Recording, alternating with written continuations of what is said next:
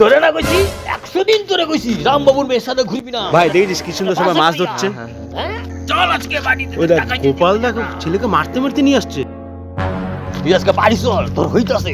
ও দাস বাবু, হ্যাঁ বলুন কি হইছে? ছেলেকে ভেবে মারছেন কেন? আর আমগো পাশের বাড়ি যে চৌধুরী বাবু আছে, হ্যার মেয়ের সাথে ঘুরে বেড়াতে 100 দিন সর মেয়ের সাথে ঘুরিস না, মেয়েটা ভালো না। এই ঘুরে বেড়াতেছে। ও ওই মেয়েটা খুব বাজে। আর বললেন না, এই হারামজাদা শুনলে তো। আর কি করবেন, আজকালকার ছেলেদের যা অবস্থা হয়েছে। ঠিক কইছে আজকাল তো ছেলে পেলে শোনে না কথা। কাকু একটা কথা বলবো? হ্যাঁ বলো বাবু। এই যে চীন আর জাপানের লোকেরা এত উন্নত কেন বলুন তো? কেন? কারণ ওদের নাকটা চ্যাপ্টা হয়, সবার বিষয়ে নাকটা গলাতে পারে না, তাই। হারামজাদা বড় কথা এইভাবে কথা বলে, চল বাড়িতে।